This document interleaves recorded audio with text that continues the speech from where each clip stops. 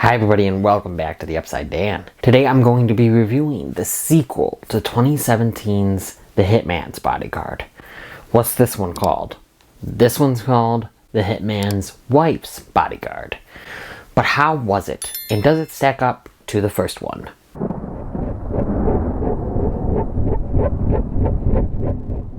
The bodyguard Michael Bryce continues his friendship with assassin Darius Kincaid as they try to save Darius's wife, Sonia. Directed by Patrick Hughes. Written by Tom O'Connor, Brandon Murphy, and Phillip Murphy.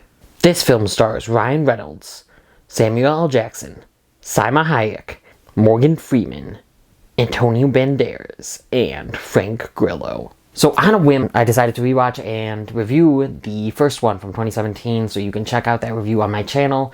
And that was right before I went to the early access screening for the sequel, The Hitman's Wife's Bodyguard. So as I said, the first was a surprise for me, and it was a surprise, I think, for a lot of people. That's what I was hearing. The general consensus was people didn't expect it to be as good as it was. It's not a great movie, but I definitely enjoyed it, and a lot of people, I think, enjoyed it. I was hoping for more of the same, and maybe even something a little more inventive for this one. Not that sequels usually have the best track record of being better. I went into this one kind of with an open mind. The trailers didn't wow me, but I was definitely looking forward to this cast, especially Ryan Reynolds and Samuel Jackson's back and forth again.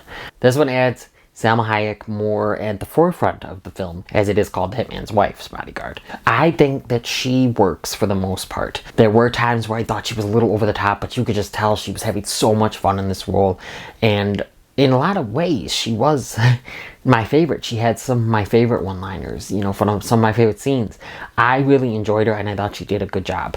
Ryan Reynolds and Samuel Jackson, of course, they're the two that they are, and they bring it again. They have really good banter back and forth yet again.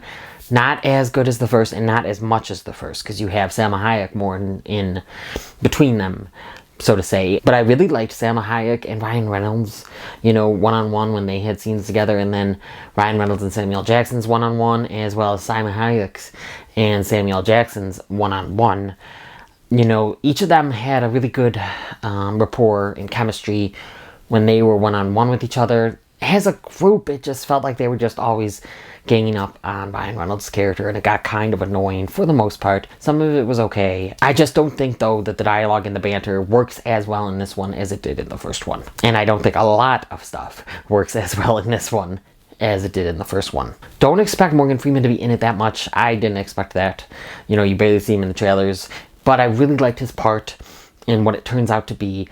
I enjoyed that aspect, and honestly, there was a scene with Morgan Freeman that I would say made me laugh the most out of anything in this film, because I didn't get much laughs. I didn't get much chuckles or even smiles. There was a few smiles, a few chuckles here and there. Some fake, forced chuckles almost, as, the audience around me were kind of, laughing. Antonio Banderas, I thought, did pretty good as the villain. He seemed to be enjoying it for the most part. It was good to see him. It's really always good to see this whole cast, whether they're apart or together. I think you go for the cast. Just like I said for the first movie, you watch it for the cast more than you watch it for the plot, especially this one. This plot was so weird and convoluted, and I don't know. It just, I didn't even understand it fully. I wish they explained it more. The story, and the plot beats were just not that great at all. It was something about Russia and something, and it wasn't that great. But again, you don't really go to here for the story. But still, I don't know. I mean, I had a fun time at the theater. A fun enough time, I will say. I enjoyed my time at the theater. I didn't go, hating my time while I was at the theater. This was a fun enough watch. Just to spend a night, in an hour and a half or whatever it is, just to watch a movie. I'm probably not going to rush back to see this again. It was a fine watch, I guess. It was cool to see an early access screening of something again. It was cool to see these characters again. The action, though, even the action wasn't that memorable. I remember more action from the first one, to be honest. Well, the comedy was not memorable either. Like I said, I did have a couple smiles, a couple chuckles. Really no laugh out loud moments here. This is not going to be the next big summer comedy, action blockbuster. This is not a 21 and 22 Jump Street. Do not expect even anywhere close to those two. I think that you maybe could enjoy something here. Just a fun night out.